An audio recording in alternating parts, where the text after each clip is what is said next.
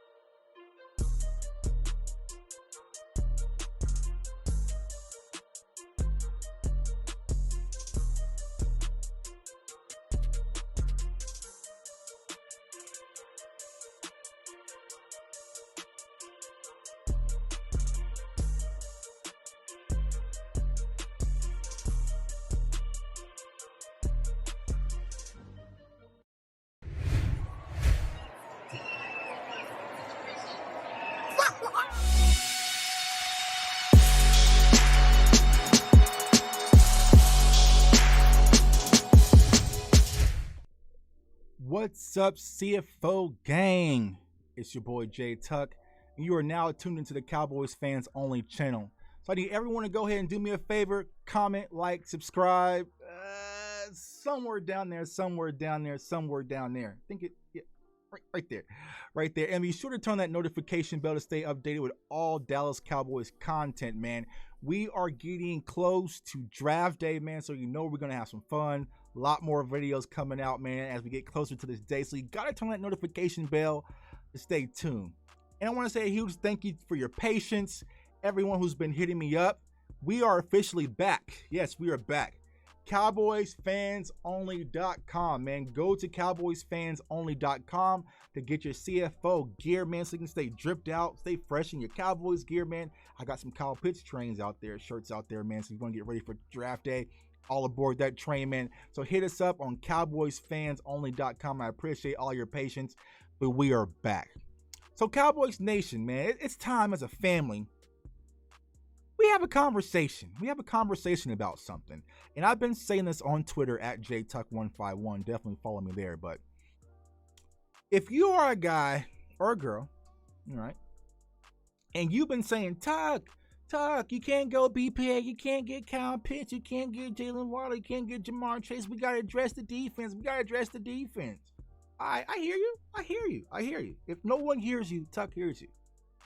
Right? If you are that person, right, why are you proactively looking for a cornerback? That's the question I've been asking, right?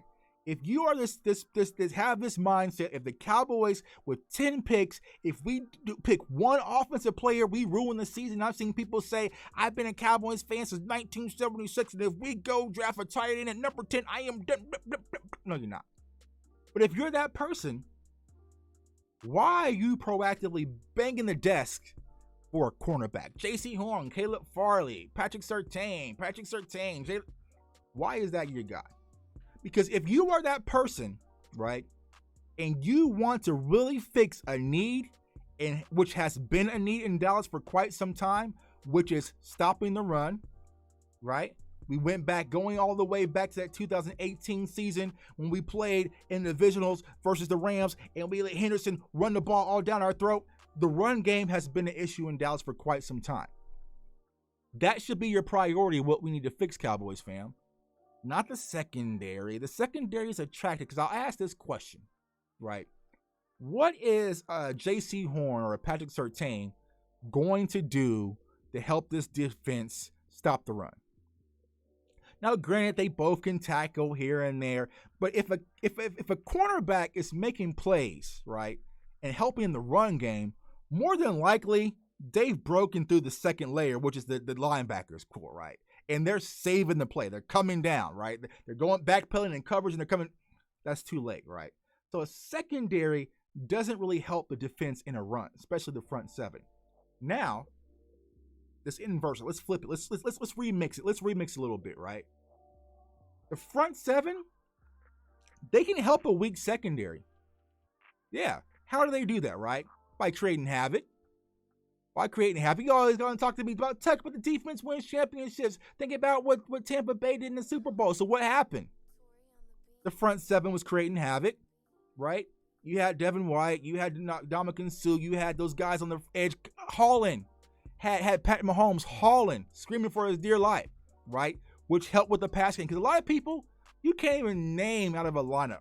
I mean, a lot of you guys watch my show, y'all very smart. But for the most people, you can't name who was the starting cornerbacks for the Tampa Bay Bucks this Super Bowl year that appeared in the Super Bowl. You really can't name them. You know, Antoine Winfield. That's about it, right? But it was really the front seven that helped win that Super Bowl. So what the Cowboys need is help in the front seven, y'all. That's where we need to fix, whether it's also in the interior line, which we've spoken about so many times on the show, but also in the linebacker position. Think about it. This is going back to last year, what me and Big Game James talked about last Cowboys all season, was lack of linebacker depth. You have Jalen Smith, who some of you guys are out on already, Leighton Vander Esch, who's injury prone. We have Keanu Neal, who's a project at will linebacker. You have Sean Lee sitting back saying, I think I'm going to give it another go. You have Francis Bernard, and then you have Luke Gifford, and that's about it. Are you guys comfortable with that? No, I'm not. Because what happens if Vander Esch goes down, right? Okay, well, then we'll just move Jalen Smith, the middle linebacker, and though he can't digest plays well and gets miswritten, dude, that's not going to work. What happens if Keanu Neal goes down? You going to run there with Francis Bernard? No, that's not the case. So if you really want to fix this defense, it has to be the linebacker position. And when it comes to the linebacker position, there needs to be a lot more of you banging the desk for Micah Parsons out of Penn State. Period. Micah Parsons fixes a lot more needs currently on the Dallas Cowboys defense than J.C. Horn. Y'all know I like J.C. Horn, right? But he does a lot more instant impact. Here's a guy who's about 6'3", 244, a war daddy with speed, who can play will linebacker, which is weak side. He can play Sam linebacker, which is the strong side. He can put his hand in the dirt and come off the edge. He's great in zone coverage and droppage. He can haul ass. He can do it all. War daddy. Jerry Jones likes him as a war daddy. And this is the guy that could be your war daddy. People keep asking, who is the Kyle Pitts of the defense? If there's going to be anybody's going to be close to being the Kyle Pitts of the defense, I mean, there really ain't no Kyle Pitts in the defense, but if there's going to be anybody that's going to be close, that you can make a compelling argument, it's Micah Parsons. Clearly, because you're able to do a lot more with this kind of caliber of player than you're able to do with just a cover 3 corner, right? You can mix him around. You add depth. He adds havoc. He can get in the backfield. He gets off of blocks quickly. Is he a middle linebacker? I say no, he can't digest. It's not up here, right? It's not up here with Micah Parsons yet, but maybe it could be. But if you want to kind of get your Devin White, Micah Parsons could be your Devin White, right? Because everybody wants to kind of mirror what Tampa Bay did. Well, here's your answer. And I feel like if you start to squeeze that linebacker room, right? You add Keanu Neal, you add a Micah Parsons, it really puts Vander Esch on notice and also puts the swipe guy Jalen Smith on notice as well, right? Can you come out with the 4-3 and play with all three at the same time? You absolutely can, but Micah Parsons puts those two players on immediate notice, right? Get it together, right? And so I feel like if you're going to be that person who is so pro defense that we can't draft one offensive player out of 10 damn picks, then you need to start becoming a Micah Parsons fan. I need to see more Micah Parsons in y'all mocks. Clearly, because he does a lot more for this defense. And think about this, y'all. Dan Quinn is coming in, right? He wants to get a defensive weapon. He wants to. If he wants to get a weapon, this will be his weapon of choice. Not a corner. You can get a corner. If you're going to get a Casey Hayward or a Richard Sherman, shouts out to my girl Meg, or you're going to get a Poole from the Jets, if you get one of those veteran guys, then the need from corner really diminishes. There's no more veteran linebackers that we can bring in that can have this impact that this kid can actually have, right? So if you're pro defense, And that's your pick, and that's what the Cowboys really need to focus on. And here's what I want to say, y'all. It's not like I'm anti-defense.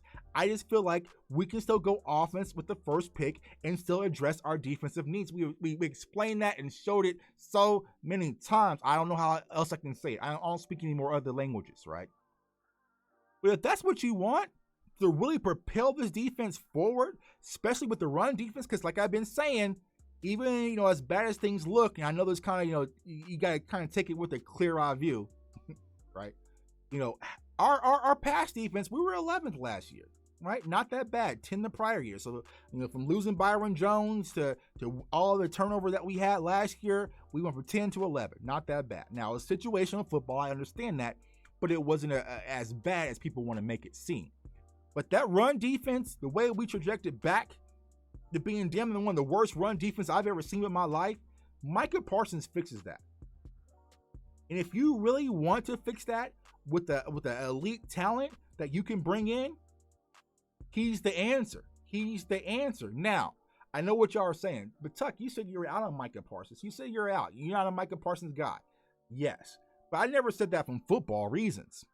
I said that from a maturity standpoint. Now, we all know the story about possibly, a fake gun at school or something like that. And he got kicked out in high school, and then also, the hazing that he had at Penn State, and he got into a fight and choked a teammate or whatnot. But I'll say this: let's be transparent. We all family. Huddle up. I've constantly seen a lot of you guys come on this channel in the chat, about to the CFO gang, and say, "Tuck, we need a dog. We need a dog. We need someone with some tenacity. We need someone who's a jerk, and we need somebody." And I've said that myself. But let me ask you this, man. Wouldn't you rather have that at the linebacker position versus a corner? Think historically, right? But also just think rationale. A guy who really doesn't have to think. He can just go forward, react, be a collision guy, and cause chaos. Wouldn't you rather have that at the linebacker position than corner? Just think about Deion Sanders. He wasn't a dog. Champ Bailey wasn't a dog. Darrelle Revis wasn't a dog. He wasn't really out there barking. They were just locking things up, doing their job. You know what I'm saying? So, think about it from that perspective. Charles Haley, he was a dog, right? You know what I'm saying? So those type of players in the trenches, that mindset is a lot more tolerable than sometimes in the secondary. So I know a lot of people have issues with Micah Parsons for maturity reasons, but one, and I gotta be fair, y'all. I mean, I think that, myself, I do this, and a lot of us do this when we're kind of where we're scouting plays. Ultimately, we all want the best for Cowboys, for Cowboys Nation. We want to win 6, but a lot of these actions he did, he was a kid, man. He was a kid, so you gotta take it with a grain of salt. It wasn't like he got kicked out of Penn State and been transferred a few times. We've had players in-house who've done a lot worse. Let's just say that. You know what I'm saying? So, I'll say that he was a kid. I make mistakes when I was a kid. You all make mistakes with kids. It's just part of the process. Can he grow out of that? I believe so. But what my concern is when it comes to Micah Parsons, will he be blinded by, I'm blinded by, as I always say, right? I think that Micah Parsons could possibly be the player that gets blinded by the lights from Dallas, right? And that's my concern. And I think what a lot of your concerns are, as Cowboys fans, you guys are having PTSD of Jalen Smith. Because you think about it, the type of season that Micah Parsons had in 2019 was kind of Jalen Smith-ish before the injury, right? And so we kind of see how things worked out with Jalen Smith. I know a lot of people are on the fence with it, but I think that's why. It's like we want a guy that's more up here than down here, per se. But, at the strong side linebacker and also the will, it's more read and react. It's not as mental as the middle linebacker. Like I said, I don't see him being a middle linebacker anytime soon. It might be a role he can ultimately grow into. But to start off, it'll probably be the Sam, to be honest with you, strong side. So I think that's what a lot of people are. We cannot trust Micah Parsons. And I get that. I get that. I keep having this conversation about, we're parents. We're all parents for the most part. If you're watching this show, we got kids and whatnot. Which one of these kids can you actually trust with the keys to your house? You and your spouse want to go on vacation. Who can I leave alone and really trust? Can I trust Micah Parsons? Hell no. Nope. My neighbor needs to watch this kid because he's by himself. No. J.C. Horn, do I trust him? Nope. Don't trust him. I trust Rashawn Slater with the keys to the house. I trust Kyle Pitts with the keys to the house. I trust Patrick Surtain with the keys to the house. So I think that's why a lot of people haven't been screaming Micah Parsons' name, because we can't trust him. And we feel like if he comes to Dallas, he's going to be blinded by the lights. He's going to be doing too much. And we're probably going to hate this kid by week 5. But looking from it from a full football perspective, he is what we desperately need in Dallas. Clearly, no debate. Clearly, if you take away off the off-field stuff and the mental stuff, and he's a guy who kind of has the intangibles and has it together, I think a lot more people would be banging the desk for Micah Parsons in Dallas than we currently are. But I think these other things that's kind of clouding him, we just can't trust him. You know what I'm saying? We kind of got bias remorse with Jalen Smith, and so we're out, man. So that's what I've been trying to say, y'all.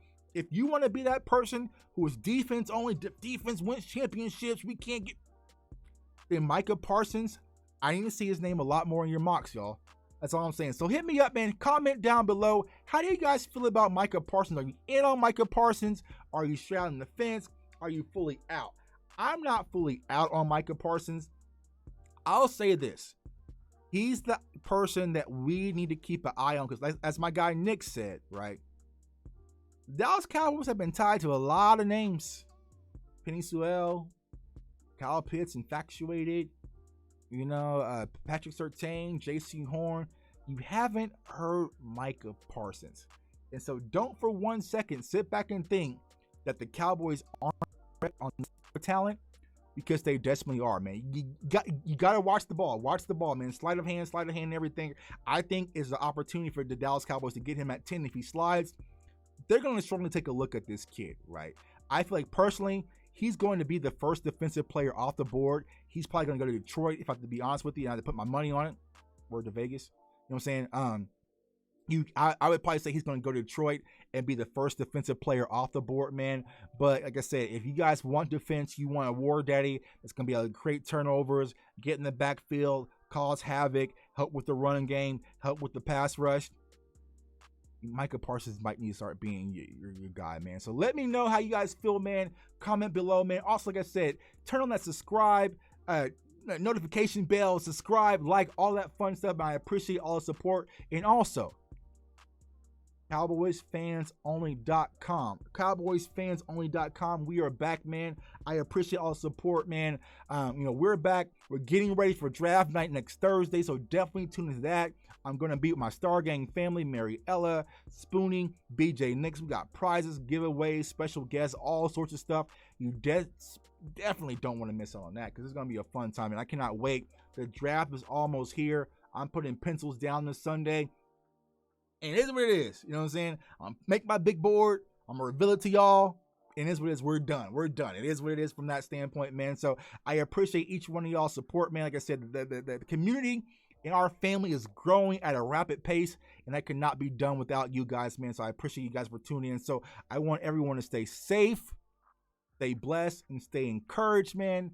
And if you're pro defense and you want your war daddy, Micah Parsons is your answer, man. It's your boy J Tuck signing off, saying peace. How about those Cowboys? Go get your war daddy. That's what defense wins championships. Well, here you go.